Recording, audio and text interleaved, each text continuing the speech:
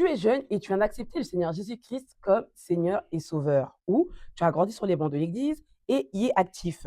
Tu sais que c'est la meilleure décision de ta vie et tu comprends que ce choix va influencer tous tes plans de vie. Le zèle te consume et tu penses à servir le Seigneur. Et là, un dilemme. Est-ce que je dois servir le Seigneur à plein temps ou est-ce qu'en parallèle, je peux avoir des études et une carrière bien riche? Ou encore, est-ce que mon ministère ne sera pas un frein à mes ambitions professionnelles? Et d'autres se posent même la question de savoir est-ce qu'avoir une carrière ne va pas me freiner dans mon service au Seigneur? Alors, ce sont ces questions auxquelles nous allons répondre aujourd'hui. Et oui, nous, car je serai accompagné de mon frère, l'apôtre Emmanuel Sylvain Kofi. Je suis la sœur Jeanne et je te souhaite la bienvenue dans ce tout nouvel épisode de Maturité.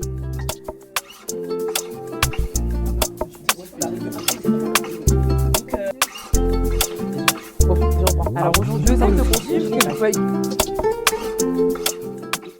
Alors comme je vous l'ai dit, aujourd'hui, je ne suis pas toute seule. Donc bienvenue à toi, Emmanuel. Je suis très contente. Tu es le premier invité qui inaugure le podcast. Donc on est vraiment très content de te recevoir aujourd'hui. C'est un privilège pour moi. Ah, top. Et donc en fait, bon, comme tu le sais, aujourd'hui, on a un thème qui nous concerne tous les deux. Donc ça va être hyper intéressant qu'on puisse échanger. Donc je vais te laisser d'abord te présenter. Parce qu'on a l'habitude de me voir dans les épisodes. Mais j'aimerais que tu puisses te présenter et qu'on puisse savoir qui tu es. Premièrement, je tiens à te remercier. Merci pour l'invitation à ce podcast. C'est pour moi un privilège de pouvoir y participer et qui plus est en plus à inaugurer cette session par un invité. Alors moi, comme tu l'as dit, je m'appelle donc Emmanuel Sylvain Kofi. J'ai actuellement une trentaine d'années par la grâce de Dieu. Et donc au service du Seigneur depuis maintenant 10 ans par sa grâce. J'ai donné ma vie à Christ à l'âge de 15 ans, ça fait à peu près 15-20 années, encore un peu mystérieux là-dessus. Ouais. Mais donc j'ai grandi, disons-le, au sein de l'Église, après avoir donné ma vie à Christ. Et aujourd'hui, par la grâce de Dieu, je suis établi aussi apôtre au sein de mon assemblée et repris la co-direction avec l'apôtre Jonathan Mancheni. Ok, merci pour cette présentation. En fait, c'est très bien parce que dès le début, tu me permets de poser un cadre. En fait, tu es jeune, ouais, tu es jeune, tu es encore très jeune. On est encore très jeune. Et en fait, tu as un CV qui est déjà bien lourd. Parce que tu as oublié de nous parler de l'aspect professionnel. Parce que là, c'est vrai que le ministériel, c'est chargé. J'aimerais que tu nous fasses une petite rétrospective de ton parcours professionnel. Parce qu'aujourd'hui, c'est ça dont on va parler. C'est pour ça aussi que je t'ai invité, parce que je sais qu'au niveau professionnel comme ministériel, en tout cas, le niveau, il est high. Donc, on va, on va essayer en tout cas de pouvoir de comprendre aussi ton parcours professionnel. Vas-y, je te laisse la parole. Tu me complexes. Oh non, allez. Niveau, par la grâce de Dieu. Aujourd'hui, je cumule quand même quelques années après avoir obtenu mon master au sein de l'école Cage Business School, master achat et innovation. Ça fait maintenant quelques années. J'ai l'impression que je suis en train de vieillir. Wow. Mais le visage, il reste jeune. C'est bon. C'est la grâce de Dieu. Et donc, du coup, j'ai un cursus, disons-le, acheteur et négociateur. Où j'ai travaillé pour des grands groupes de distribution français. Un premier qui a d'ailleurs aujourd'hui disparu, le groupe Casino, qui n'existe plus, qui a été racheté par d'autres groupes. Et aujourd'hui, je travaille au sein de Carrefour, au siège, en tant qu'acheteur et négociateur. Ok. Merci pour ce beau portrait. Et donc, je n'ai pas menti finalement. Mais c'est très intéressant parce qu'au final, quand on t'écoute, on comprend que dès le début, il y a eu cette dualité entre appel au ministère, donner sa vie au Seigneur et avoir les études. Parce que, comme on peut bien le comprendre très vite, je pense que ton appel au ministère a aussi coïncidé avec une orientation professionnelle et des études. Donc, j'aimerais qu'on puisse doucement aller vers cette première partie où on va parler de comprendre son appel au ministère quand on est jeune. Parce qu'aujourd'hui, on voit qu'il y a une grosse vague de jeunes qui donnent leur vie au Seigneur. On rend gloire au Seigneur parce que c'est les temps de la fin et qu'on sait qu'il y a un réveil qui doit se faire et qui est déjà en marche.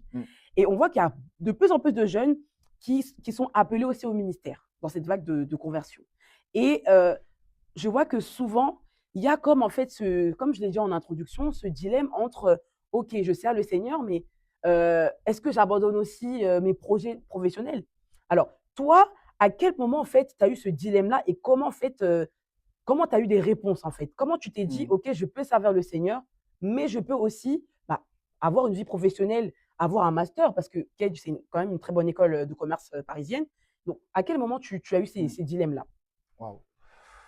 Alors, de prime abord, je pense qu'il est important de pouvoir définir ce qu'est le ministère. Tout à fait. Mmh. Quand on parle de ministère de façon toute simple, on parle de servir Dieu, de Mmh. rendre en fait un culte à Dieu par notre sacerdoce, par Mmh. notre service. La Bible dit dans le livre de Éphésiens 4, verset 12, que il a donné les uns comme apôtres, les uns comme évangélistes, comme prophètes, au service justement des saints pour leur perfectionnement en vue de l'œuvre de leur ministère. Tout à fait. Donc chaque enfant de Dieu Mmh. possède un ministère. Pas forcément au niveau des cinq, disons, le grand ministère de la parole, mais chaque enfant de Dieu a un service en Tout à fait fait. à rendre Mmh. au Seigneur. Alors moi, pour ma part, j'ai entamé, disons, mes premiers pas dans le ministère par, par des, par, par des tâches que j'ai effectuées tout simplement en fait au sein de l'Église. D'accord. Donc, pour bien reposer le cadre, je rebondis sur ce que tu dis pour Mhm, avant de te laisser aller plus loin, parce que tu as dit quelque chose de très, très, très important.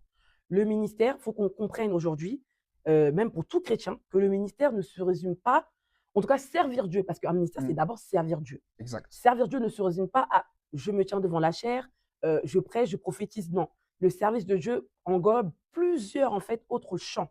Mm, Et d'ailleurs, j'aimerais appuyer en fait ce qu'il dit avec ce passage de Matthieu 5, qui nous fait comprendre que nous sommes la lumière du monde. Être une lumière, c'est comprendre aussi que son utilité n'est pas pour l'intérieur, mais aussi pour l'extérieur. Et donc, là où tu étais en train d'aller, et je te dis merci pour ce point, pour cette base que tu as posée, c'est de comprendre en fait que euh, on sert Dieu d'abord par les petites tâches qu'on fait à l'église. exactement. Et d'ailleurs, moi, c'est pour ça que j'aime ce point, parce que c'est comme ça que moi aussi j'ai Mm, commencé à servir Dieu à l'église. Et aujourd'hui, on ne se rend pas compte que, en fait, toutes les tâches qu'on fait sont importantes. mm, Je pense qu'il y a beaucoup de personnes qui hiérarchisent les services dans l'église.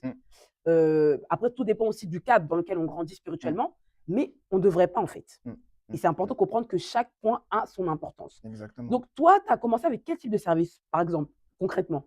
Nettoyer les micros. Ah bah voilà. De façon toute simple, Ouais. nettoyer les micros. Mhm, Il y a un verset qui me remonte dans le cœur et c'est un des versets qui m'a vraiment, disons-le, porté mhm. depuis que j'ai commencé à servir le Seigneur, c'est que il faut être fidèle dans les petites choses. Exactement. Et c'est Mm, ainsi que je vais vous donner, vous transmettre les grandes choses. C'est la fidélité dans les plus petites choses, mhm. en dehors des projecteurs, en dehors de la lumière, qui nous amène justement à gérer les plus grandes choses. Donc, nettoyer les chaises, nettoyer la salle après le culte, nettoyer les micros, même des fois aussi nettoyer les toilettes. Il y a des grâces dans les toilettes, hein. Il y a des grâces, il y a des grâces. En fait, tout ce qui était à ma portée Mhm, au sein de l'assemblée, où je pouvais contribuer à son avancée, voilà, apporter une aide, une assistance, bah, je le faisais. Je sais qu'à l'époque, et c'est encore le cas aujourd'hui, ma mère spirituelle a une association pour aider des veuves et des orphelins au niveau de Kinshasa. Petite publicité, c'est Action Lumière du Monde. Et du coup, à l'époque, quand je venais de donner ma vie à Christ, mhm. j'ai entrepris à la fin du culte de vendre des barres de chocolat, etc., que j'achetais. Et puis, j'ai revendais et les bénéfices que je récoltais, je les versais justement à ma mère spirituelle pour Waouh. faire une enveloppe et envoyer cela auprès des veuves et des orphelins basés à Kinshasa. Donc, c'était pour moi en fait une manière de contribuer à l'œuvre. Euh, je ne pouvais pas rester assis en fait. Ok. Franchement, après avoir donné ma vie à Christ, c'était difficile pour moi de venir à l'église, Mhm, m'asseoir, mm. écouter la prédication et repartir. Très vite, j'ai ressenti un feu en moi qui Waouh. m'empêchait de rester assis. Un peu Voilà. comme quand Jérémie est en train de dire, il y a un feu dans mes os qui est en Mhm. train de brûler. Et c'était exactement ce qui me consumait. En fait. C'est le zèle de la maison qui est en train de me dévorer. Il fallait que je trouve quelque chose à faire. Et c'est ce service, ce zèle qui m'a emmené en fait aujourd'hui à avoir, disons-le, un ministère par la grâce de Dieu. Waouh. Bah, Un ministère de la parole. oui, exactement, Vista la parole. Mais c'est bien parce que on commence à comprendre. En fait, c'est bien parce que je me retrouve aussi dans ce que tu dis. Moi, c'est vrai que moi, dans mon parcours, j'ai pas eu en fait cette vie où on dit j'accepte le Seigneur. Moi, mes parents, je suis née, mes parents sont serviteurs de Dieu. Ouais. Et quand on est enfant de serviteur de Dieu, il y a la période où tu arrives et tu prends conscience. Parce qu'au début, tu suis tes parents à l'église Mm, et il y a ce moment où tu as ta rencontre personnelle. mm, Et cette rencontre personnelle va découler d'une certaine conscience en tant que chrétien et de son exact. appel. Et moi, en fait, je pense que je me vois toujours en train d'être active à l'église. Ça veut dire que déjà, j'ai toujours aimé, parce que j'ai Mm, grandi dedans. Donc, pour moi, aller à l'église, ça faisait partie de ma routine étant petite. mm, Mais aussi, très vite, voilà, pareil, comme tu disais, hein, c'était peut-être aider à l'accueil s'il y mm, avait personne. Donc, aider à accueillir les personnes, les placer. pareil, on nettoyait après le culte, etc. Donc, je pense que très vite aussi, moi, j'ai commencé à servir le Seigneur, mais dans les petites tâches que d'autres ne pouvaient pas considérer, mais Ouais. mais comme ça. Et puis après, moi, ça a été ensuite dans la communication, le chant, etc. On y reviendra ensuite de cet épisode. Mais c'est pour dire que, effectivement, moi, je comprends en fait ce que tu dis. Il y a un moment où, quand on sert le Seigneur, on sent que, en fait, il y a ce feu-là qui est en nous, Exact. en fait, qui nous fait comprendre que, en fait, tu as reçu Christ, mais tu l'as pas reçu aussi que pour toi. Exactement. Donc, tu dois te mettre Totalement aussi au d'accord avec toi. service des autres. Et je pense que ça, en fait, je pense que malheureusement, c'est quelque chose que beaucoup n'arrivent pas à percevoir. Mm.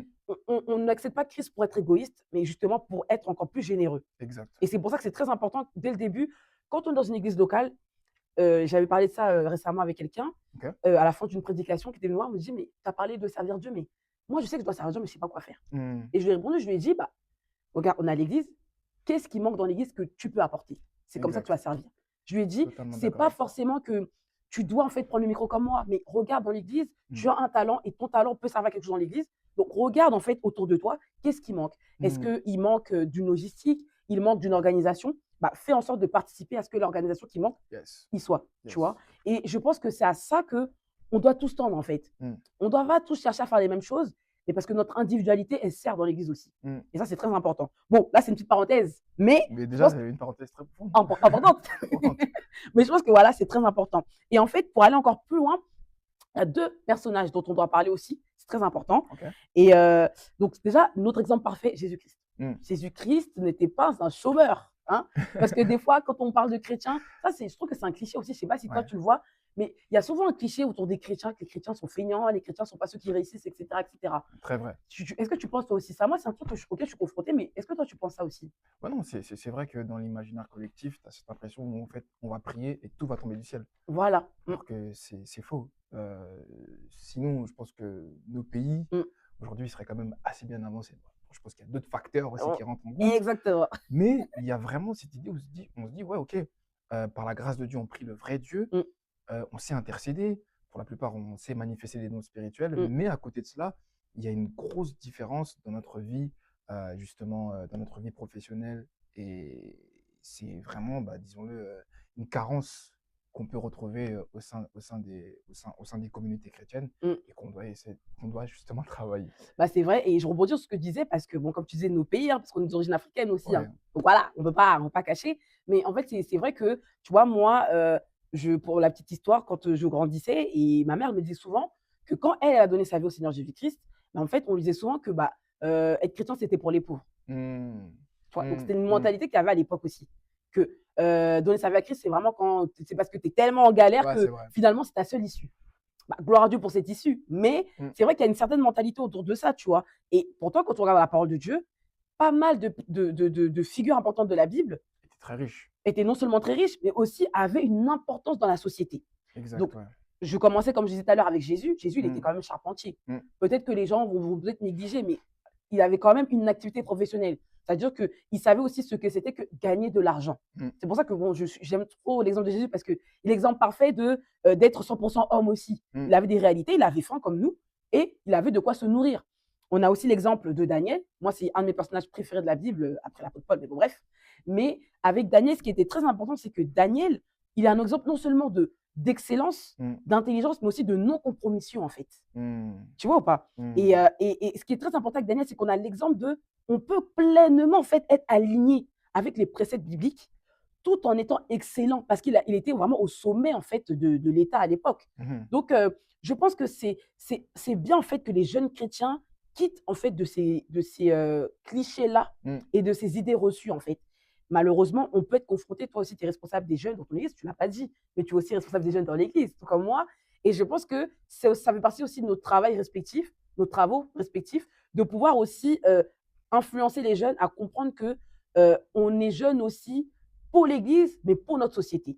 Exactement. Tu vois, je ne sais Mmh. pas si tu veux rebondir sur ça, parce que je sais que toi, tu es confronté à beaucoup de types de profils de jeunes. Mmh. Donc, toi, en fait, à quel moment, en fait, est-ce que tu as été confronté à ces jeunes-là avec des clichés ou avec des pensées limitantes? Les gens vont dire ça, pensée limitante, Mmh. Mmh. par exemple. Mmh. Non, si, on a déjà eu l'opportunité, enfin l'occasion de voir ce type de jeunes à l'église. Mhm, Et la plupart du temps, moi, ce que je leur dis, ce que je leur conseille, c'est de pouvoir travailler. Mmh. aussi simple que ça. C'est que, en fait, on n'a rien sans rien. Si tu travailles pas, tu finiras en fait par, demain, par des frustrations ou autres et ça risque d'être très, très compliqué. Même dans la manière de pouvoir vivre ta vie chrétienne, Mmh mh. ça risque d'être très compliqué. La Bible le dit, je crois que c'est dans le livre d'Ecclésiaste, c'est Salomon qui est en train de dire, il dit que la sagesse du pauvre, elle sera méprisée. Mmh. Donc tu peux avoir une sagesse, mais si, disons-le, elle n'est pas portée par une certaine richesse pour donner de l'ampleur ou disons-le de la force, elle sera méprisée. Donc ce que je peux faire, c'est de pouvoir les encourager, de pouvoir les accompagner, déjà à découvrir leurs talents, Mmh mh. à savoir ce vers quoi ils peuvent être appelés au sein de la société. Mmh Souvent, mh. c'est des choses qu'on peut détecter à travers leur passion, tu Oui. vois. Moi, personnellement, au sein de l'Église, j'ai travaillé aussi au sein de la communication. Mmh mh. Et le fait de pouvoir filmer, le fait de pouvoir faire des photographies m'a amené aussi à ouvrir une société dans ce domaine, tu vois. Waouh, donc ça a été Donc, en fait, c'est comme si l'Église avait été, disons-le, un incubateur pour moi ouais, afin de développer des waouh. talents que j'ai Mmh mh. et qui m'ont servi finalement demain à me procurer des richesses. Et Mmh. finalement, ces richesses aussi reviennent à l'Église quelque part. Mmh mh. Donc, travailler avec ces dons, non seulement au sein de l'Église, m'emmène à travailler aussi en dehors de l'Église, à procurer des richesses, à les générer pour enrichir davantage l'Église. Waouh, C'est comme une sorte de cercle vertueux exactement, qui est très, exactement. très important. Ouais, en tout cas, j'aime beaucoup ton exemple parce que, je me retrouve aussi. Faut savoir que moi, dans mes talents dans la «communication» entre guillemets, c'est que j'ai commencé à faire des affiches parce qu'il y avait personne pour faire des affiches à Ok, l'église, ouais. tu vois? D'ailleurs, c'était pas les plus belles, mais Mm. c'était fonctionnel. C'était pas les plus glorieuses. Aujourd'hui, on a des années-lumière de ce que je faisais, Mm. mais tu vois, il y a des choses que j'ai appris à faire, que j'ai aussi découvert que j'aimais Ouais. parce qu'il y avait une carence dans l'église. Du coup, bah, il fallait que je l'apprenne pour le faire à l'église. Mm. Et c'est comme ça que, tu vois, aujourd'hui, bon, je travaille dans un milieu très précis du digital, et cetera. Mais Ouais. c'est tout ça qui m'y a emmené parce que j'ai développé des compétences et des talents dans Dans l'église, l'Église. tu vois. Mm. C'est que, en ayant grandi à l'église, finalement, mes talents, le premier lieu où je les ai mis au service, mes talents, c'est C'est dans au sein de l'église locale. Mm. Donc, et c'est pareil, c'est comme ça aussi que je me suis découvert aussi un amour aussi pour m'exprimer en public, tu vois. Yes. Des fois, en église, mais le fait de pouvoir diriger la prière, Mm. le fait de Très vrai. pouvoir, tu vois, le Très fait vrai, ouais. d'apprendre à diriger la prière. Après, moi, j'ai été aussi dans le groupe musical, donc très vite, bon, pour des circonstances, j'ai Mm. dû être amenée à diriger le groupe musical. Ça t'apprend à le management des Mm. personnes. Mm. Quand tu diriges aussi un groupe de jeunesse, il y a le management des personnes, tu as différents profils autour de toi. Mm. Tu développes un certain leadership.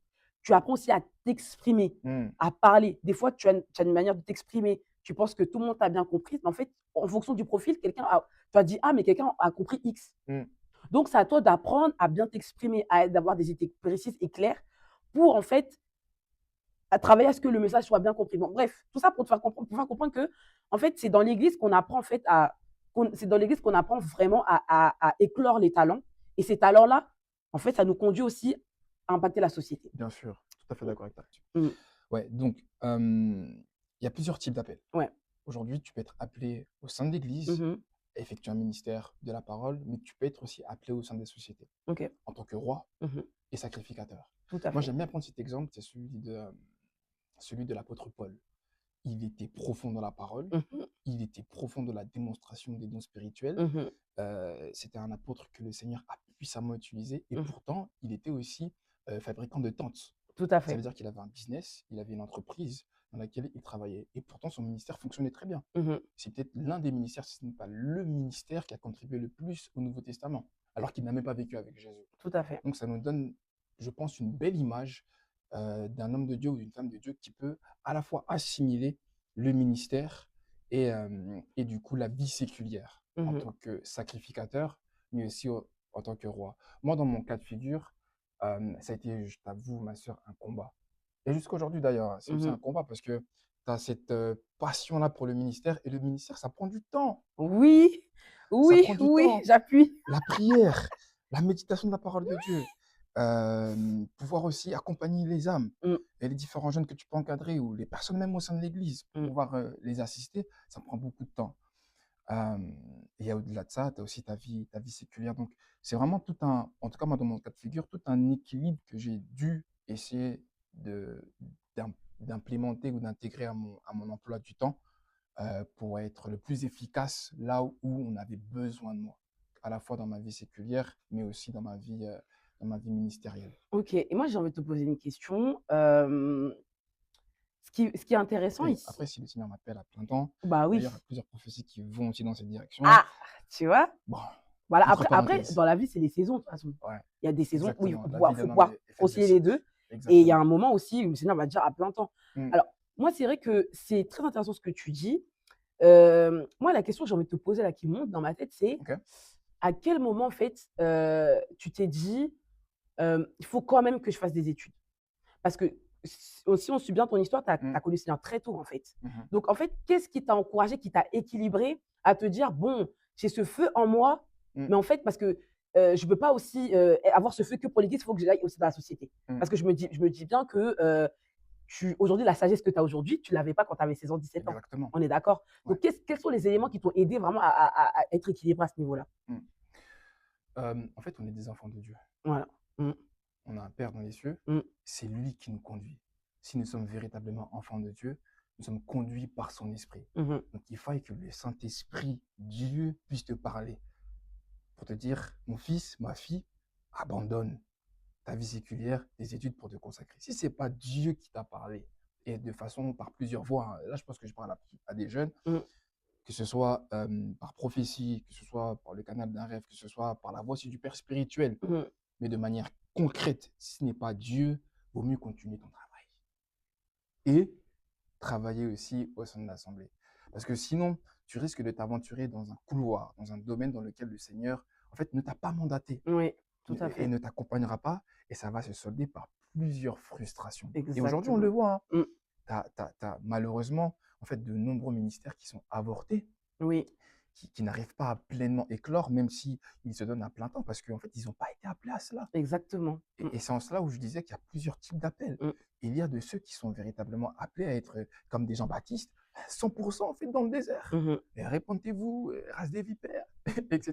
Ils sont appelés en fait à ça, C'est à vrai. prêcher et être dans le désert. Maintenant, il y a aussi de ceux qui, à l'instar de Jésus, sont aussi charpentiers et qui ont une mission à faire, ou encore comme Daniel, comme tu le disais, Mmh qui ont vraiment pour le coup un ministère beaucoup plus impactant au sein des sociétés, au sein des entreprises, là où ils doivent apporter la lumière et faire justement remplir leur rôle de sel de la terre mh. au sein de ces sociétés. Ou comme Paul qui était aussi fabricant de tentes. Tout à fait et je rebondis en disant que moi, en fait, ce qui va être intéressant, c'est que, tu vois, moi, j'ai eu un chemin inverse, Ok. tu vois? C'est qu'en fait, moi, depuis que je me connais ou qu'on me connaît depuis petite, moi, j'ai toujours été très concentrée dans les études. Mm. C'est-à-dire que moi, le fait d'avoir, des talents et un appel plus important à l'église, ça m'a un peu fatiguée par rapport à mes études. Ok. Je sais pas si tu vois? Ok. Parce que moi, j'ai toujours été studieuse et d'ailleurs, c'est toujours le cas, mais j'ai toujours été très concentrée. Moi, j'ai toujours su que je devais aller loin dans mes études. Ok. Donc, j'ai toujours été très concentrée dans mes études et en fait, j'ai plus eu du mal à accepter que je devais servir le Seigneur Ok, que d'accord, je de vois me ce que dire tu veux que je dire. devais aller dans les études, plus loin. Ok. Tu vois? Moi, c'était un chemin inverse. J'ai eu le zèle, en fait, le zèle d'enfant de Dieu. OK, Seigneur, je t'aime, mais moi, je peux t'aimer à une autre manière, tu vois? Mm. Moi, je me suis pas dit, en fait, ça n'a pas été une évidence pour moi de me dire que je dois servir le Seigneur. Ok. Tu Ok. comprends? Ouais. Moi, j'ai toujours su que je devais être quelqu'un qui allait loin dans la vie professionnelle et cetera. Je suis assez carriériste, Mm. hem et le Seigneur après avec le temps m'a équilibrée. Mais je veux dire que moi, pour moi, c'était les études et le travail. Mm. Et après avec le temps aussi, parce qu'il y a aussi il y a des confédérations d'églises qui font que, en fait, j'ai dû apprendre à être aussi, en fait, on va dire, intense dans mes études que dans le ministère. Mm. Et là, moi, il y a eu des moments de craquage parce que, tu sais, à ce moment-là, Une débauche d'énergie, je pense, hein. en fait, c'est ça et aussi, en fait, on n'en parle pas assez, mais aussi on est dans une période où on est en construction, tu vois? Ouais. C'est la période aussi où on est adolescent, en fait. Ouais. Donc ça veut dire que c'est la période où tu te découvres aussi en tant qu'être humain. Mm. C'est-à-dire qu'en tant qu'individu, c'est là que tu découvres, ta personne. Donc tu grandis en même temps, tu grandis de manière psychologique et physique. Mm. Tu grandis spirituellement et tu grandis professionnellement. Donc il y a tellement de tu sais, il y a des points de friction qui fait moi, il y a des moments, je pense que bon, avant on disait pas ça, hein, mais moi je pense qu'il y a des moments, j'ai peut-être frôlé peut-être le burn-out ou des choses comme ça. Ok. Tu vois? Ok. Parce que j'étais, les week-ends, c'est l'église, la semaine, c'est l'école. Après, bon, il y a une période où j'avais des amis. Donc, du coup, tu voulais un petit peu sortir, et cetera. Ouais, c'est une période, hein, voilà. Et il y a une période où tu veux avoir un équilibre entre je veux avoir une vie sociale, et cetera. Moi, au bout d'un moment, j'avais vraiment l'impression que j'allais jamais pouvoir m'en sortir. Jamais. Vraiment, c'est ça, en fait, ça fait partie du gros de mon témoignage, c'est qu'il il y a eu toujours cette tension entre est-ce que j'ai besoin d'être concentrée dans mes devoirs, mais en même temps, il y a les répétitions, en même temps, il y a ci, il y a ça, il y a Tu as ça. dû jongler en fait entre les 2. En fait, c'est pour ça que cette notion de jonglage, je l'ai commencé à le faire sans me rendre compte que j'étais en train de jongler, en fait. OK. Tu vois? C'est après, en grandissant, j'écoutais des prédications qui me disaient: «Ah, mais en fait, c'est ça que tu faisais». Mmh. Mais en fait, moi, c'était vraiment j'étais formée dans le feu. Il y a des moments où je suis tellement fatiguée que je vais devoir Seigneur, Seigneur, je suis fatiguée. Et c'est là qu'il va m'inspirer, en fait, des stratégies pour Mmh. faire mes devoirs. Il va me dire, à plusieurs reprises, moi, ça, c'est une grâce que Dieu m'a fait. J'ai eu des révélations sur mes sujets d'examen, en fait. Et c'est fort, hein? Oui, c'est très fort. C'est très, très fort. C'est très, très fort. Et parfois, on peut ne pas en croire, mais c'est la vérité. Waouh, Pour te waouh. faire un témoignage concret et précis, la période où je passais mon bac, c'est une période où on passait dans une sorte d'épreuve Mmh. à l'église. Et en fait, au moment où je devais passer mon bac, c'était le moment où moi, je cherchais la mention. Moi, j'étais une bonne élève. Donc, moi, dans ma tête, il fallait que j'ai mon bac avec une mention. Sauf qu'à ce moment-là, on était très attaqués aussi à l'église. Donc, tu vois, c'est pour ça que la dualité entre l'école et l'église, moi, ça a été C'est mon quelque chose de très fort. OK, quotidien, je vois ce que tu très veux dire. fort. OK. Donc, j'ai dit, mais Seigneur, moi, je veux travailler, mais en même temps, il y a des temps de prière qu'il fallait avoir parce qu'on était tellement attaqués qu'il fallait jeûner, etc., etc. J'ai dit, mais Mmh. Seigneur, à quel moment moi je vais réussir en fait? Et donc, vu que j'étais en train de me surmener, il m'a dit, j'étais en train de prier et il m'a mis cette conviction dans mon cœur, concentre-toi sur telle partie, parce que cette partie-là ne passera pas cette partie. Je suis tombée sur ça. C'est puissant ce C'est que la tu dis là. première fois que ça Waouh. m'est arrivé. Ça, OK. ça m'est arrivé. Après, je leur expliquerai une deuxième fois. Mmh. Et tout sur quoi je me suis concentrée, c'est sur quoi je suis tombée. OK. Tu comprends? Après, je n'ai pas eu ma mention. C'est Mmh. le Seigneur qui a voulu. Ça m'a fait mal. Mais je suis sortie avec mon bac. Mmh. Le plan du diable, c'est que je n'ai pas mon bac. Mmh. J'avais beau être une bonne élève, mais les attaques étaient tellement fortes qu'en fait, les attaques devaient me mener à ne pas avoir mon bac, en fait. Pourtant, on me reconnaît comme une élève studieuse. Mais c'est dans ces moments-là que le père, comme tu as dit, qui est dans les cieux, il intervient et dit, ma fille, concentre-toi sur ça, sur ça. Je gère le combat, mais toi, concentre-toi sur ça. Mmh. Mmh. Mmh. Et Mmh. des fois, c'est ça aussi je veux appuyer. Des fois, vous ne comprenez pas en fait à quel point aussi la vie d'étudiant, la vie aussi professionnelle que vous menez, elle est aussi très spirituelle. Mmh.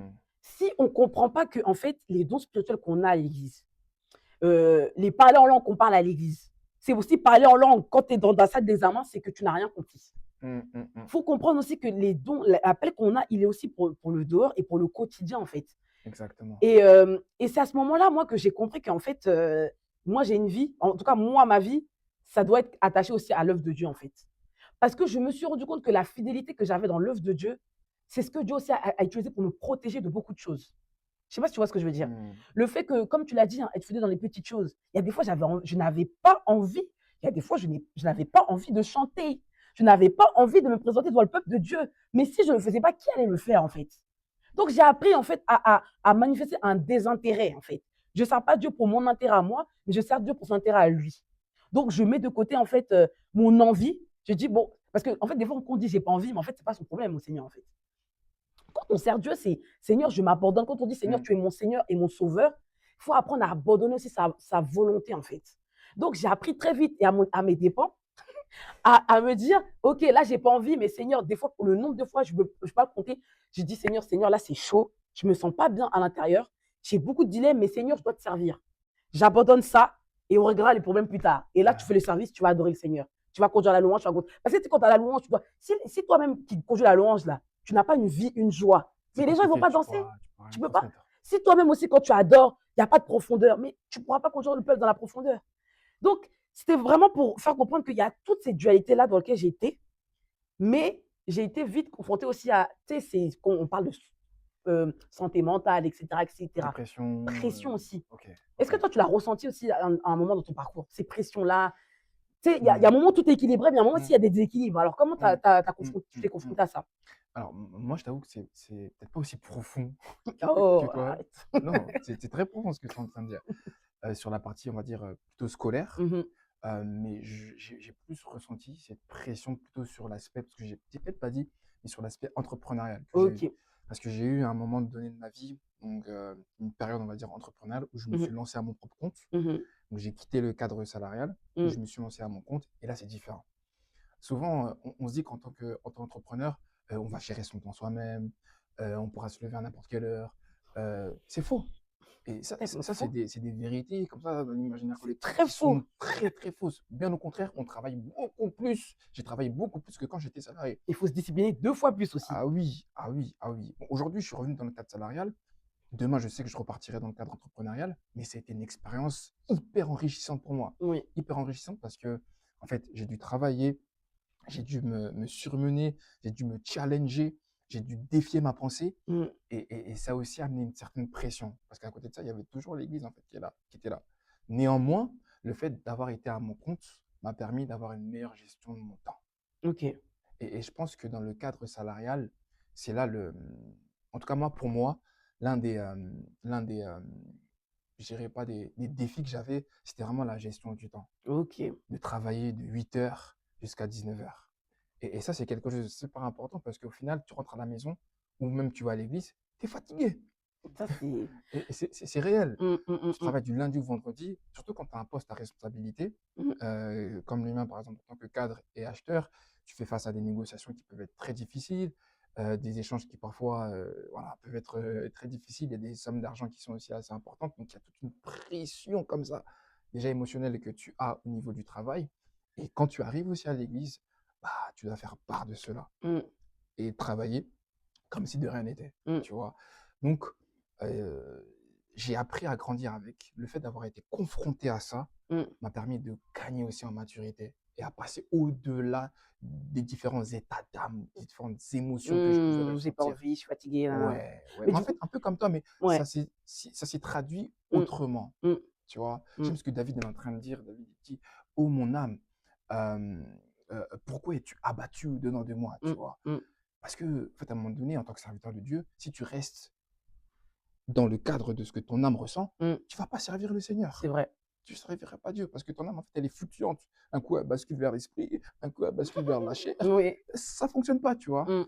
Donc, j'ai appris vraiment à faire la part des choses et à toujours être focus, et être en fait dans l'esprit. Parce que sinon, tu n'es pas productif et tu ne produis pas de fruits. Tout à fait. Mais petite question pour bien comprendre. Toi, tu as été à ton compte en parallèle d'être étudiant aussi, c'est ça? Non, j'ai été à mon compte Ouais. sans être étudiant, en fait. OK. J'ai été à mon compte après une expérience salariale. J'avais travaillé D'accord. 5, 6 ans. OK. Et ensuite, je me suis lancé à mon compte D'accord, OK. pendant 2, 3 ans.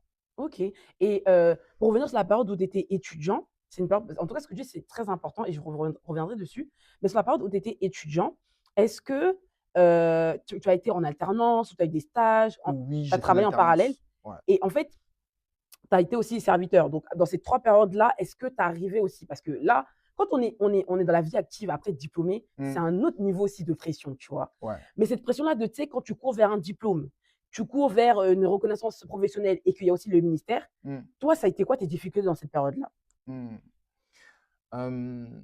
C'est une période qui remonte quand même aujourd'hui, hein, Oh, tu es jeune. par la grâce de Dieu. Mais c'est vrai qu'effectivement, ma troisième année, Mmh mh. je l'ai fait en alternance en tant qu'acheteur junior. Et à côté de cela, je servais le Seigneur, mais je n'avais Mmh. pas les mêmes responsabilités qu'aujourd'hui. D'accord. Mmh mh. Et c'est ce qui a fait, je pense, aussi la différence. Je n'ai pas été exposé non plus hyper vite. C'est que j'étais toujours, on va dire, dans l'ombre. Et je pense que c'est ça qui, quelque part, m'a gardé. Mmh mh. Dans la mesure où, aujourd'hui, on vit dans une société où, surtout au sein de l'Église, on veut vite être exposé. Ça, c'est tellement un En fait, il faut faire sujet, les choses ouais. en son temps. Mmh, mmh mh. Après, ça dépend, il y a plusieurs appels, hein, il y Oui, a plusieurs méthodes que le Seigneur peut tout utiliser. à fait. Pendant que tu es en train de me parler, je sens que tu as été exposé peut-être très rapidement parce qu'il y avait un besoin au sein de l'Église et Mmh ça m'a mh. fait grandir aussi très rapidement. Mmh.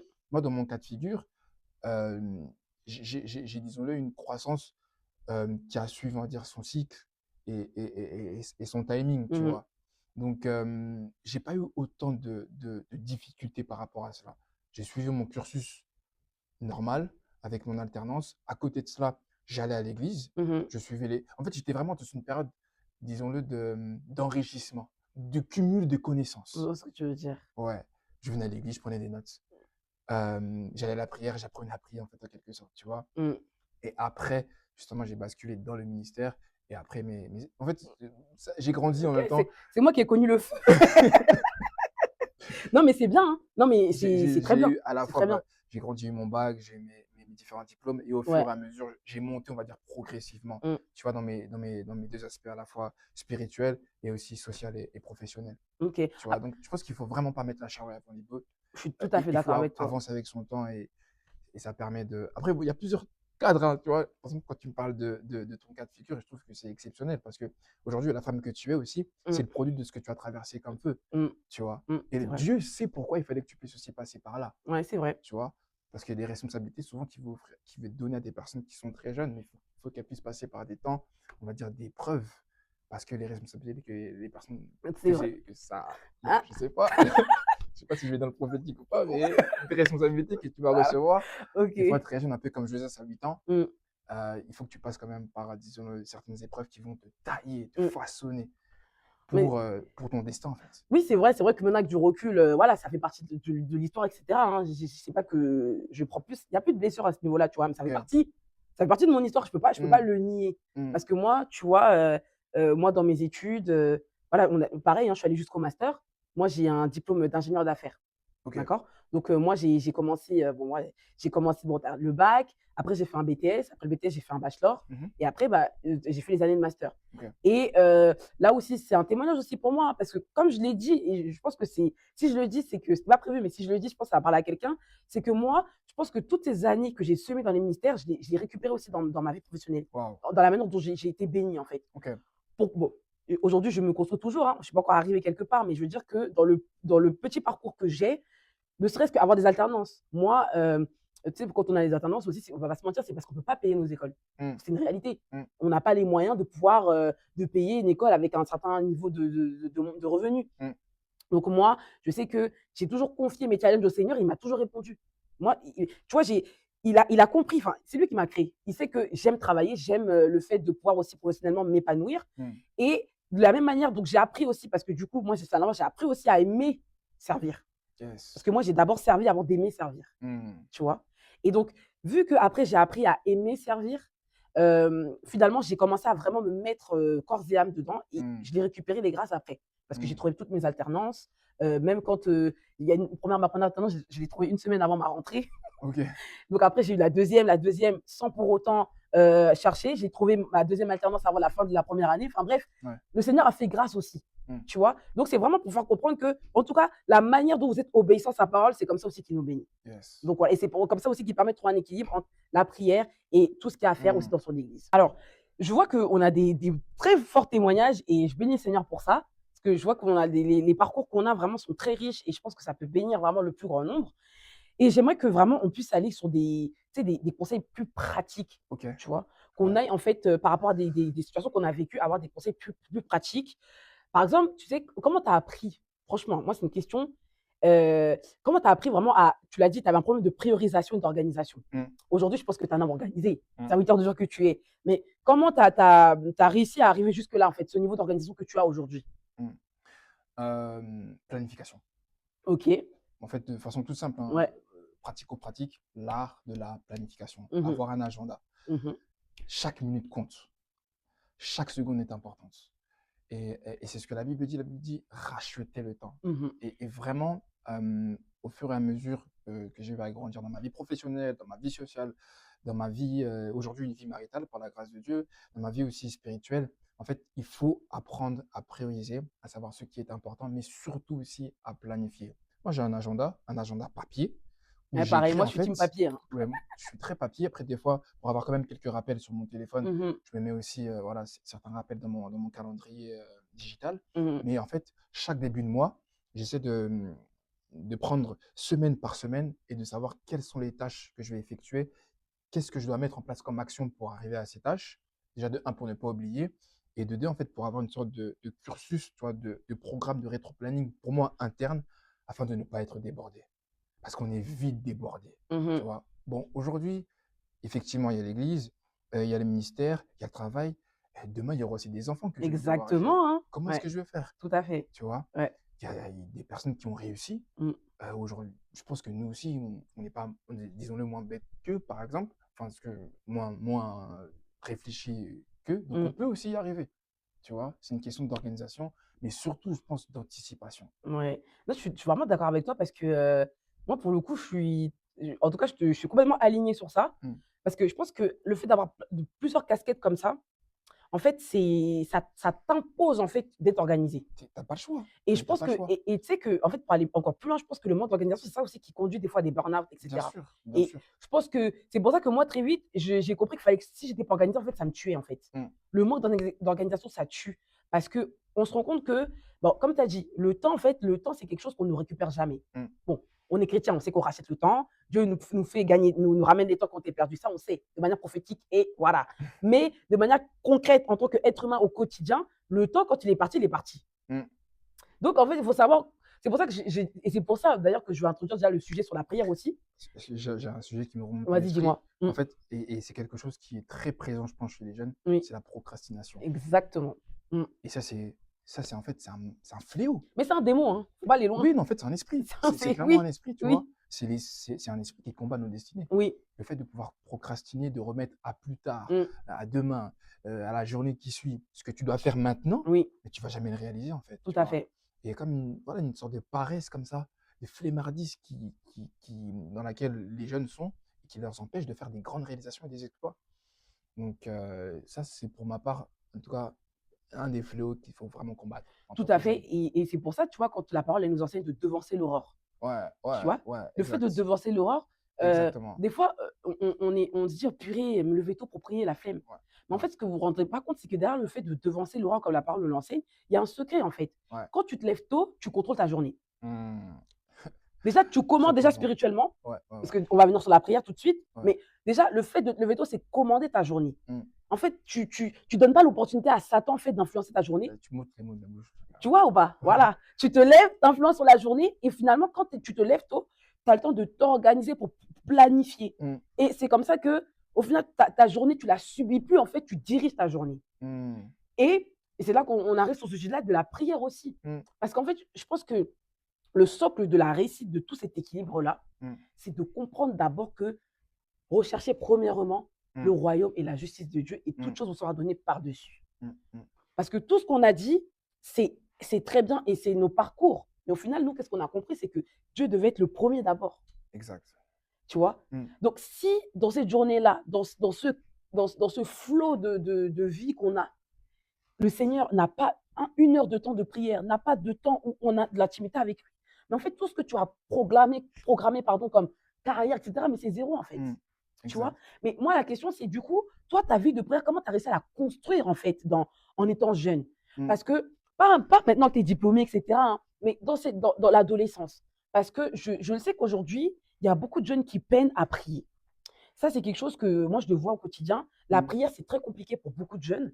Donc, comment est-ce que toi, tu as réussi à avoir une vie de prière équilibrée dans cette période-là Mmh. où tu étais étudiant, tu travaillais, tu servais, etc., etc. Waouh. Parce que tu disais que tu manquais de temps. Oui, oui, non, c'est vrai. Et attends, juste avant de répondre à cette question, je trouve que le point que tu as Mmh, cité justement sur le fait de pouvoir se lever tôt, mmh, c'est un point hyper, hyper important, tu vois. Et c'est ce que je suis aussi en train d'inculquer, en tout cas au sein des jeunes de l'Église, parce que le fait de pouvoir gagner sa matinée, comme mmh, tu le disais, hein, mmh, c'est vraiment le fait de gagner sa journée. Il y a un dicton qui dit dans le monde appartient à ceux qui se lèvent tôt. mmh. En soi, c'est pas faux. Ouais, Même si en vérité, le monde appartient à ceux qui appartiennent à Dieu.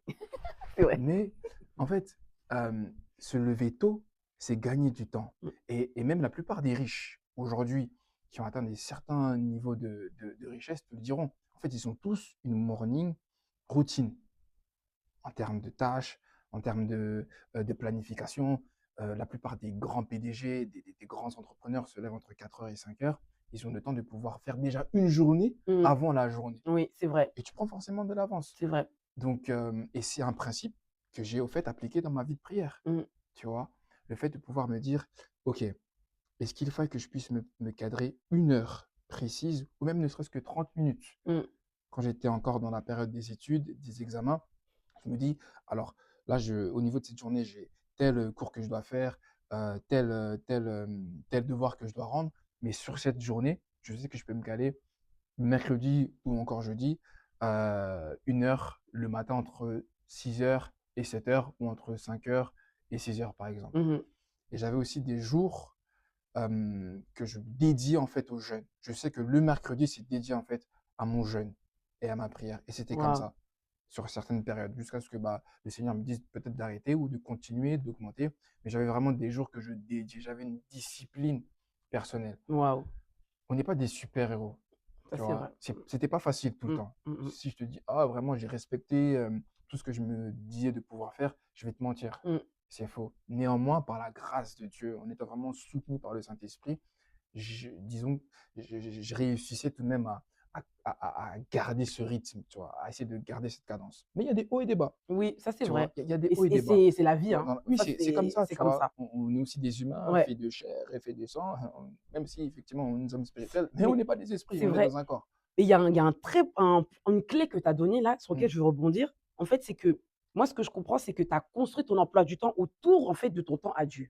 oui. C'est pas tu fais ton emploi du temps et à la dernière minute, tu te dis: «Bon, bah, il me reste 30 minutes, donc là, je vais prier». Non, Mm, c'est d'abord, tu cherches à prier, à faire les temps de jeûne et après tu t'es dit: «OK, bah, le reste, c'est là que j'embrique tout, en fait». mm, Alors, en fait, je voulais rebondir, tu sais, sur la partie de la prière, mhm, parce qu'effectivement, moi, comme tu as dit, devancer le roi et cetera, mais tu sais, moi, je crois le verset qui m'a le plus, impacté dans cette période-là où il fallait trouver un équilibre, c'était le prier sans cesse. ok.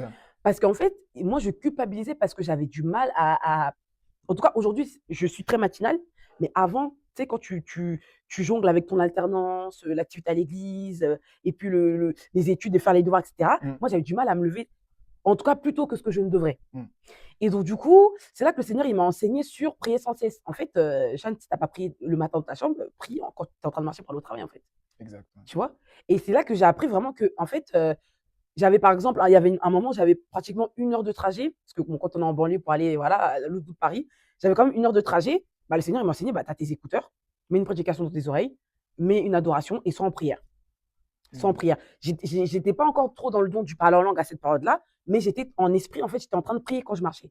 Donc, tout mon trajet, jusqu'à ce que je me pose devant mon bureau, j'ai appris à prier comme ça. Tu vois? Donc, ce prier sans cesse, moi, c'est ça qui m'a beaucoup fortifié dans ma vie de prière mm, et qui m'a vraiment appris aussi à trouver un équilibre parce que ça, c'est quelque chose que je pense que les jeunes aussi, ils ont. Parfois, tu culpabilises parce que tu te donnes un programme et tu n'y arrives pas. mm, Mais en fait, le Seigneur te dit prie sans cesse. Donc, si tu n'as pas prié le matin comme il fallait, tu as des moments de la journée, même à ta pause, tu peux être seul dans un parc, tu pries. exact. Et des fois, on a du mal, on se D'ailleurs, dit, je le fais ah, encore aujourd'hui. tu vois ou pas? Des fois, on a du mal, on se dit, ah, mais il faut prier à la maison. Mais non, en fait, prier sans cesse, c'est que tu dois être prière. Dès que tu peux prier, tu pries, en fait. Mm, Et moi, ça m'a tellement, on va dire, décomplexé par rapport à ma vie de prière. Et ça m'a appris aussi à apprendre à prier dans différentes conditions. Du coup, tu sais, je suis plus. Des fois, le diable aussi me mettait des mots sur ça. Ah, tu pries pas et tout. Et du coup, tu es là, tu culpabilises et tu te dis, ah, je suis pas une bonne chrétienne. Ou tu sais, des fois, qu'on est adolescent, là, nos pensées sont un peu oui. fragiles. Donc, des fois, tu n'arrives pas à prier, donc tu culpabilises, tu t'en veux. Et là, le Seigneur, il m'a dit, mais tranquille, tu fais déjà beaucoup de choses, voilà comment tu dois prier. Là, regarde, tu as tel temps, bah, prie. Prie, moi aussi, et j'ai appris aussi, quand j'ai des pensées qui montent, à ne pas les laisser comme ça, mais je prie directement. J'ai quelque chose qui monte dans mon cœur, je me Mm, mets à prier. Et là, je me dis, mais en fait, voilà, c'est comme ça que ma journée aussi, mm, elle est aussi bien alimentée. mm, mm, mm. Donc ça, c'est pour moi très important. Je pense que Très intéressant. l'équilibre, il est dans l'organisation, mais aussi quand on n'est pas organisé, bah, il y a des moments, c'est pas organisé, mais aussi des fois quand on En fait, n'arrive pas, optimisation. voilà, optimiser, exactement. Mm, Parce que des fois, on arrive à être carré, il y a des fois, le temps fait que non. mm, Et donc, il faut optimiser le temps mm, qu'on a pour prier et pour adorer le Seigneur. Donc voilà. Mais il y a aussi un point aussi qui est important, c'est, moi, je voulais savoir, je pense que toi, très vite aussi, tu as été attaché à une église locale, hein. Je pense que c'est la même J'adorais. jusqu'à présent. Bah, comme moi, finalement, je sais pas. Voilà. Mais c'est pour dire que, alors, comment est-ce que ton église locale t'a aussi permis de t'équilibrer, en fait, dans ta vie aujourd'hui? Le cadre. Ok, Le fait d'avoir des parents spirituels. ok. Aussi Tu les simple as que ça. impliqués dans des décisions, tes parents spirituels? Oui, Mhm, oui, oui. Que ce soit mes décisions au niveau de mes études, mhm. au niveau encore même de ma vie professionnelle. Non, c'est des sujets que j'allais leur soumettre, que ce soit les parents spirituels ou même les mentors, en fait. Bah Parce oui, qu'en fait, oui, l'église locale, c'est vraiment une famille, tout à fait. tu vois. J'ai mes frères, j'ai mes sœurs avec qui je peux pouvoir y échanger. J'ai même des personnes que j'ai rencontrées à l'église locale qui sont aujourd'hui devenues pour moi des vrais amis, Mhm, tu vois, plus que ceux que j'avais rencontrés en dehors du cadre de l'église. Donc, non, c'est quelque chose qui m'a apporté de la discipline, qui m'a apporté de la sérénité, qui m'a apporté de la paix. Aujourd'hui, en fait, je suis un pur produit, en vérité, de l'église locale, tu vois. ok. En suivant vraiment avec fidélité, disons-le, le cursus que l'église t'emmène à avoir de l'affermissement jusqu'à ce que tu puisses vraiment te développer et travailler selon les dons. Parce que souvent, on a l'habitude de penser que l'église locale, en fait, c'est juste un endroit où tu viens et puis bah, c'est terminé, en quelque sorte. Exactement, Alors oui. que moi, je considère C'est que pas l'église l'activité de la locale, semaine, oh, c'est autre chose. voilà, Mmh. moi, je considère que l'église locale, en fait, c'est comme une station d'essence, Waouh. en quelque sorte. C'est que Mmh. tu viens, tu prends le carburant nécessaire Waouh. et puis tu continues, en fait, tu Mmh, mmh, vois. mmh, mmh. Et je pense que dans la mentalité des uns et des autres, on doit vraiment inculquer cela, de telle sorte que tu reçois quelque chose pour le communiquer. Parce qu'on est sauvé pour sauver, tu Tout vois. à fait. Et j'ai toujours grandi, en fait, avec ce mindset, ce système de pensée que je reçois pour donner. C'est ça que, ouais, Ouais c'est ce que et l'église locale m'a apporté, quoi. bah, je te rejoins aussi parce que moi, pour le coup, bon, après moi, voilà, mes parents, spirituels, c'est aussi mes parents biologiques. Mm. Donc, il y a eu aussi à trouver un équilibre aussi, de se construire aussi dans ça aussi, hein. Ouais, c'est vrai. Ça, c'est quelque chose aussi, hein. C'est pas facile. Quand Pour tes les parents enfants de pasteur, spirituels c'est pas facile. ouais, quand tes parents spirituels sont tes parents biologiques et Ouais, c'est pas aussi tes facile. parents ouais, bref, c'est tout un bon, ça sera peut-être le sujet d'un épisode. Je pense que c'est le sujet Ouais, ça doit être le sujet d'un épisode très concret, mais bon, bref. Mais en fait, c'est pour dire que moi, ce qui a été très intéressant, c'est que, après, j'ai appris à compartimenter, hein. Il y a des fois, je vois mon père pas comme mon père, mais je vois ouais. comme, mon Mais c'est ce qu'il faut faire, tu en vois? fait. C'est-à-dire qu'il y a des moments, je vais le voir pas en tant que papa, mais en tant que mon père spirituel. Bien sûr. Et donc, moi, pareil, très vite, je les ai toujours impliqués. C'est-à-dire, j'avais des fois, voilà, je passe des examens, on jeûnait ensemble, on priait ensemble pour, moi, je suis toujours en jeûne quand j'ai un examen, je me mets toujours en jeûne, par exemple. Mm. Quand j'ai des examens que je dois passer des oraux et cetera. Mhm. En tout cas, si je suis pas en jeûne, je suis en moment de prière pour ça. Mm. Moi, je priais, ça, j'ai toujours prié pour les examinateurs qui Ok. corrigeaient mes copies. Ok. Parce que bon, pourquoi? Parce que moi, j'écris mal, par exemple. Mm. Moi, j'ai une écriture de médecin. Donc, j'ai toujours prié pour que la personne qui corrige ma copie, au-delà de cette écriture un peu, voilà, arrive à comprendre là où je veux aller. Mm. Par la grâce de Dieu, ça m'a réussi. Mais tu vois, dès le début de l'année, moi, je priais pour mes examens et tout. Et pareil, je prie aussi quand j'ai passé des entretiens. À chaque fois que j'ai un entretien ou que je suis dans une période très importante, bah, je dis, voilà, prie pour moi. Et on prie avant que je passe mon entretien, etc., etc. Donc, tu vois, c'est un accompagnement que je pense que les gens, ils négligent aussi. C'est que l'église locale, c'est là aussi pour nous équilibrer à ce niveau-là aussi. C'est Mm. que, comme tu l'as très bien dit, c'est pas juste des personnes qui sont là pour le Seigneur, c'est une famille qu'on est en fait. Exact. Tu as des personnes qui vont t'aider aussi à te donner des conseils, à te dire, «Ah, mais là, ce que tu as fait, il faut faire attention, équilibre-toi, etc., etc.» Tu as des personnes qui vont t'accompagner. Et je trouve que c'est dommage qu'aujourd'hui, on n'arrive plus à avoir cette image de l'église locale, qui est plus un bénéfice en fait qu'un problème en fait. Bien Il y a, sûr. il y a des choses qui arrivent parce que la parole de Dieu nous enseigne qu'on est dans les derniers temps, c'est Mm. normal. Mais l'église locale est beaucoup plus un atout en fait pour Mm. nous au quotidien. Mm. Donc, ouais, moi je suis d'accord. Il y a une utilité en tout cas. Quand on veut être équilibré, il faut avoir une église locale. Pour moi, C'est certain. on ne peut pas le nier. Certain. Mais il y a un point qu'on n'a pas abordé. La parole de Dieu nous dit dans Ecclésiaste qu'il y a un temps pour tout sous les cieux. Mm. Il y a un temps pour se reposer. Il y a un temps pour être en activité. Alors toi, à quel moment tu as eu des moments de plaisir, en fait, des moments où tu te détendais? Parce que là, quand on parle, là, c'est casquette, casquette, Ah, on joue. ouais, Mais à ouais. quel moment, en fait, toi, en tant qu'Emmanuel, tu te dis, OK, là, je suis en train de chiller, je suis en train de kiffer Mm. ma vie. À quel moment, en fait? Tu sais qu'en toute sincérité, c'est un des aspects sur lesquels je me bats encore aujourd'hui. Aïe, OK. Mais bon, c'est Ouais. pas que genre je fais que Oui, non, mais travailler genre je comprends. H24. Ouais. Mais en toute sincérité, c'est un des aspects sur lesquels je me bats encore aujourd'hui parce Mm. que en fait, je suis tellement pris par les choses du ministère ou autre que finalement, ma vie sociale, bon, par la grâce de Dieu, j'ai toujours mes amis et tout, etc. Hein, Oui, oui. mais c'est différent, Ouais. tu vois, Mm. c'est différent. Donc les quelques temps que je peux avoir, bon, ça va être peut-être voilà une série, encore même des séries. En vrai, tu vois, Toi, tu te de détends en lisant temps la à autre. parole, c'est ça que tu es en train de me dire là? Non, non, là, ça serait mentir. Voilà, Non, OK. non, mais en fait, des fois, bon, je suis avec quelques amis. Aujourd'hui, mon cercle restreint, il est assez, disons-le, refermé. Mm. Des amis et en fait du ministère aussi. De temps en temps, on peut sortir, aller sur Paris, se faire voilà, un restaurant ou autre. Mais disons à ce niveau, si je te dis que je prends des loisirs tous les jours, c'est faux. Mm, mm, mm, mm, Tu mm, vois, c'est faux. Tu vois. Donc, après, quand tu as des objectifs et tu as voilà, certaines ambitions par rapport à ce que le Seigneur veut faire de toi, bon, disons que cette partie loisir, C'est vrai. Il y a un moment, il faut sacrifier. Pour ça, ouais, il faut le dire aussi, il faut être honnête. faut être honnête, Il y a tu un vois. moment, tu dois sacrifier la partie loisir. Ça, c'est vrai. Et tous les Mm. grands entrepreneurs, en dehors même du cadre Oui. ministériel ou de l'Église, te Mm. diront, en fait, tu Mm. vois, en fait, il y a ce besoin, il y a cette soif de voir les choses se réaliser et tu sacrifies ça. Mm. Maintenant, il ne faut pas le faire non plus tout le temps, il faut aussi apprendre à se reposer. Moi, c'est aussi quelque chose sur lequel je travaille aussi. Il faut dormir. Oui, Ça, Jésus lui-même, il l'a ça, dit. c'est Jésus un lui-même, il s'est sujet. reposé. Ouais. Quand il était dans la barque, il s'est reposé. Eh oui. Mais, voilà, en fait, quand la vision elle est grande, le destin il est grand, il y a beaucoup de choses à faire. Tu vois, Ça, c'est vrai. mais Et je pense que ça, c'est un sujet de tension pour beaucoup de jeunes, hein. Non, franchement, ouais, parce que Parce ça peut t'amener à une qu'on dépression, dit: ça peut «Jeune homme, t'amener réjouis-toi de ta jeunesse», exact, tu vois? exact. Mmh. Donc non, mais moi, je suis d'accord avec toi parce que moi, c'est vrai que pendant un gros moment, je crois que partie plaisir, je l'ai vraiment sacrifié.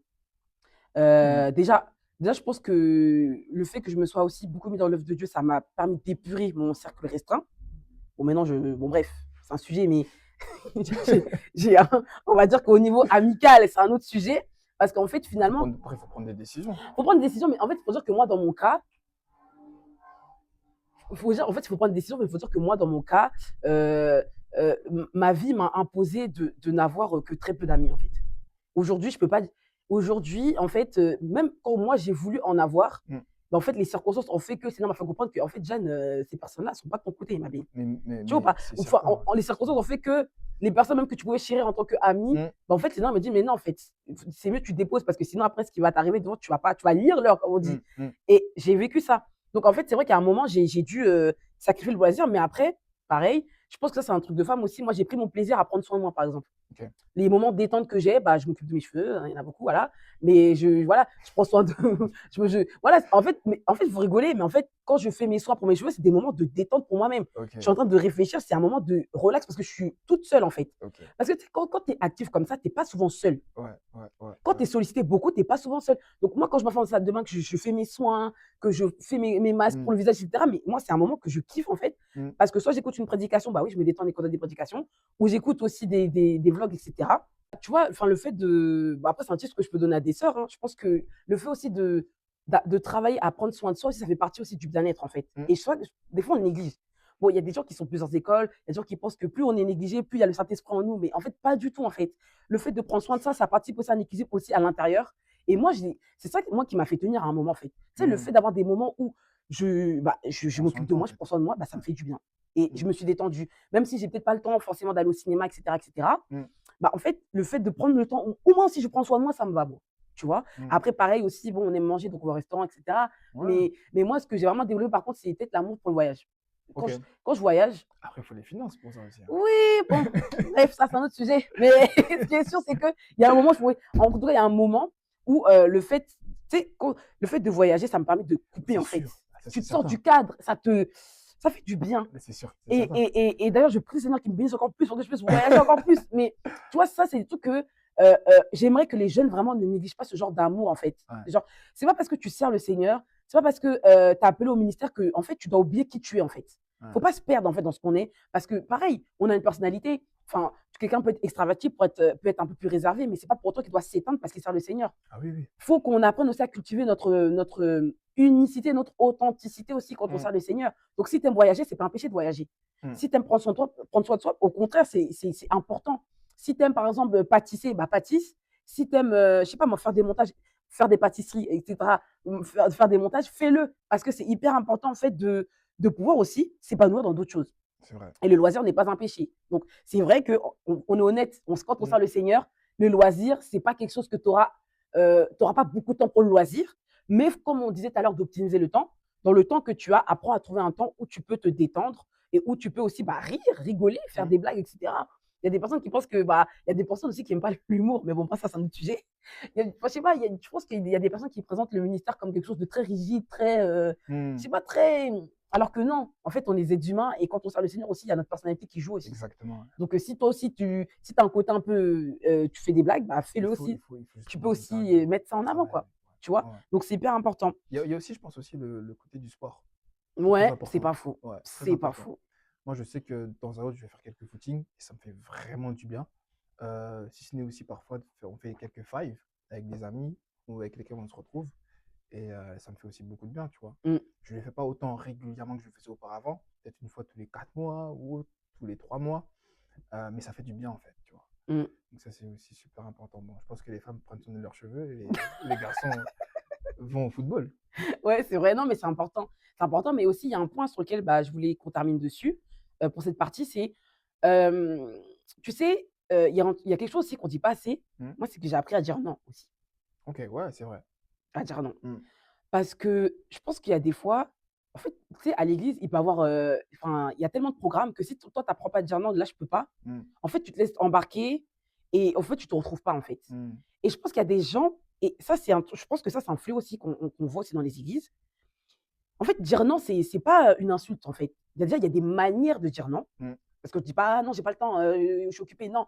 Mais il faut faire comprendre qu'il y a un moment où la sollicitation, je ne peux pas parce que je suis occupé à autre chose. Mmh. Et cette occupation, c'est pas une chose mondaine, c'est mes études. Cette occupation, c'est pas de l'impudicité, cette occupation, c'est, mon projet personnel, c'est ma vie d'entrepreneur. Mmh. Donc je pense qu'il y a aussi faut aussi quand on est jeune apprendre à dire non à certaines sollicitations. C'est pas tous les programmes où on doit aller malheureusement. Enfin heureusement ou malheureusement aussi. S'il y a 30 programmes dans le mois, bah, en fait, si tu es en période d'examen, bah, il Bien faut sûr. avoir l'équilibre et dire: «Désolé, là, je dois réviser. Mmh. Je serai là les dimanches, je serai là les samedis, mais la semaine, j'ai besoin de me concentrer pour réviser». Mmh. Ça, faut apprendre aussi à dire non. Dire non, c'est pas une insulte à tes parents spirituels. Dire non, c'est montrer aussi que tu es en train de devenir responsable. Tu es en train aussi de savoir ce que c'est que prioriser son temps. Et normalement, quand tu es dans une bonne église, que tu as des bons parents spirituels, Ils te laisseront. tu es leur enfant aussi. Mmh. Ils vont comprendre que bah, elle a Bien raison. Hein. sûr. En fait, elle a raison. Moi, je veux aussi qu'elle réussisse. Donc, c'est Mmh. normal que bah, pendant cette période aussi, si elle n'est pas là, c'est normal. Mmh. Et ça aussi, je pense que c'est important de le dire aussi aux jeunes aussi. Toi, tu Mmh. as, Mmh. Mmh. beaucoup dit Mmh. non ou tu t'étais en mode, bon, ok, je prends tout. Mmh. Ah, ok, c'est une bonne question. Hein. C'est une bonne Non, question. c'est une très bonne question. C'est une très bonne question. Disons que moi, j'étais fou, en fait. Ok. Ouais, ouais, moi, je pense Ah ouais, vraiment. toi, tu. Ouais, Ah, ok. moi, j'ai bu l'église. Je sais Ah, pas comment. Je sais pas comment. ok. Moi, franchement, j'ai pris beaucoup, beaucoup, beaucoup. Mais en fait, c'est super important parce que quand tu sais pas dire non, en fait, c'est pas que je savais pas dire non, Mm. mais c'est que j'étais pas, peut-être pas conscient de ce à quoi j'étais en train de m'exposer, tu vois. Parce que je le faisais, oh, ok, je peux aider, ok, vas-y, ok, oh, je peux faire ça, oh, vas-y, je le Ah fais. ouais, Moi, d'accord. c'est comme ça que et c'est dans ma nature, en fait. C'est Et c'est que, pas mauvais, hein. en fait, Mm. non, en fait, c'est pas mauvais, Mais, mais ouais, j'ai tendance parfois à me sacrifier je vois ce que tu veux dire. Et pour tu faire avancer t'oublies. et je m'oublie. Ok. Et quand tu le fais à outrance, justement, c'est quelque chose qui peut te mener justement à la dépression ou à Ouais, des burn-out, surtout au sein de l'église, tu vois. surtout, ouais. C'est qu'aujourd'hui, avec du recul, où j'ai appris justement à grandir dans ce niveau-là, mais c'est super important en fait le point que tu viens de donner, parce qu'il Mm. y a beaucoup de personnes qui, en tant que jeunes, ne savent pas dire non, surtout au sein des assemblées, et en fait meurent plutôt à elles-mêmes, tu Et vois. c'est ça aussi qui montre aussi une petite vulnérabilité. Ouais, Et c'est pour carrément. ça aussi qu'il y a aussi des personnes dans les églises, malheureusement, bah, qui peuvent en abuser. Mm. Parce que quand tu te Et c'est montres là où on parle de manipulation au sein des exactement, assemblées. quand on sait que tu sais jamais dire non, que tu sais pas poser un cadre, Mm. il y a des personnes, malheureusement, il y a des églises aussi qui sont, voilà, qui sont dans Mm. des dérives et tout, bah, qui vont en abuser et vous conduire Ouais, à des dérives et des ouais. excès. Et là, tu te perds. Et après, là où le Seigneur est censé nous glorifier dans ta vie, en Mm. fait, non, on nous dit, ah, bah, elle est tout le temps à l'église, à l'école, bon, elle est moyenne ou elle est Tranquille. derrière de la classe. Désolé, mais un chrétien, moi je ne le répéterai jamais assez, un chrétien qui est dernier de sa classe, un chrétien qui est dans la médiocrité ou qui ne cherche pas à être excellent, ne glorifie pas le Seigneur en Mm. fait. Faut savoir que quand on dit qu'on est lumière du monde, c'est pour impacter encore plus l'extérieur que nous en fait. Mm. Et des fois, c'est pour ça que c'est important aussi de sonder en fait la vie professionnelle qu'on doit avoir parce que je pense que les milieux dans lesquels on est, c'est des milieux aussi où on doit évangéliser en fait.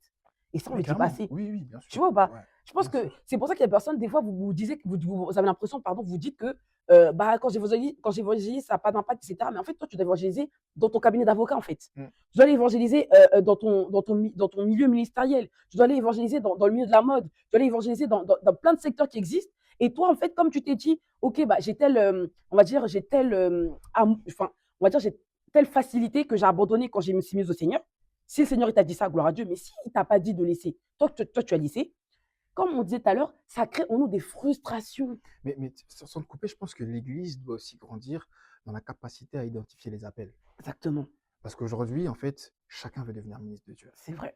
tu vois. C'est vrai. Et quand tu vis en sein d'assemblée, soit tu es prophétesse, soit tu es pasteur, Mmh, soit tu es diacre, mmh. soit tu es ancien, et on n'arrive pas à identifier la capacité des uns et des autres dans leur appel dans le monde séculier. Mmh Alors mh. que beaucoup sont appelés à infiltrer les sphères de la Exactement. société pour justement apporter le sel et la lumière, tu vois. Donc, l'Église, sur cet aspect-là, doit vraiment, vraiment grandir. En tant que leader, si tu es responsable d'un certain groupe de personnes, tu dois justement voir dans la personne quelles sont ses capacités et lui donner justement tous les moyens possibles pour qu'il puisse y arriver. Et aussi enseigner à l'église que c'est pas parce qu'on ne comprend pas un appel qu'il est pas de Dieu.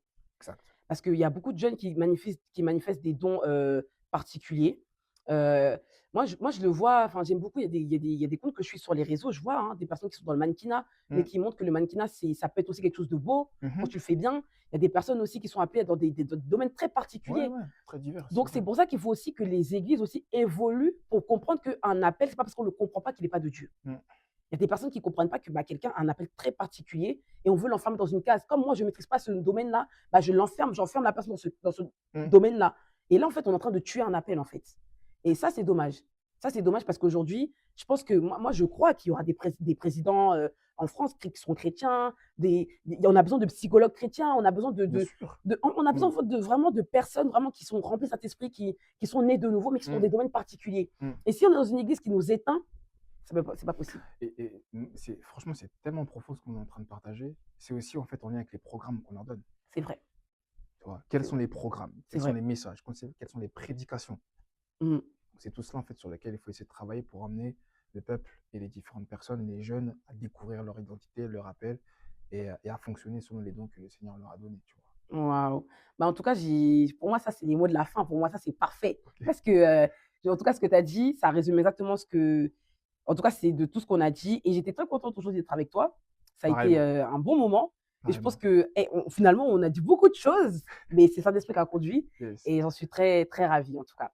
Mais, pareillement. ça tombe bien parce que bientôt, on se retrouve, pour un événement, Mmh. n'est-ce pas? Donc, je suis contente parce que là, ça a été la première étape. Bientôt, on se retrouve pour un événement pour la Yes, jeunesse. yes. Parce que je pense que ce qu'on a dit, il y a d'autres personnes qui doivent l'entendre encore plus. Ouais. Et aujourd'hui, si on a réussi, en tout cas, ou si on est en train de réussir, hein, parce que la vie n'est pas finie, si on est en train d'arriver, en tout cas dans notre couloir et que le Seigneur nous permet de monter, c'est parce que très vite, on a compris ce que c'est qu'être enfant de Dieu. Mmh. On a saisi notre identité. Et c'est pour ça que très bientôt, on a une conférence de jeunesse qui aura pour thème croyants Croyants ou ou disciples. disciples. Et donc, on sera tous les été les orateurs en plus, hein, donc ça va être un moment fort. J'ai la grâce de travailler à tes Ah, côtés. moi aussi, je suis bénie. Je suis bénie d'être avec toi. Donc, en fait, ce sera quand? Ce sera le samedi 22 novembre. Yes. Donc, pour les jeunes, vraiment, on invite les jeunes de la région parisienne ou qui sont en France, qui peuvent se déplacer, à nous rejoindre ce samedi 22 novembre. Ça va être un temps fort. En tout cas, ça va être un temps fort. On va beaucoup prier, Amen. on va aller en profondeur de la parole, mais on va équiper les jeunes. Parce que la jeunesse, la génération Mmh. qui arrive, c'est une génération qui est bénie, mais qui doit comprendre aussi qu'il y a des choix à faire. Yes. On ne peut pas mener sa vie n'importe comment. Il faut être équilibré dans le Seigneur. Et c'est pour ça qu'on va initier ce programme avec ce thème croyants ou disciples. Donc, on vous invite et on espère que vous serez nombreux. Donc, c'était votre épisode de maturité et on se dit à très bientôt.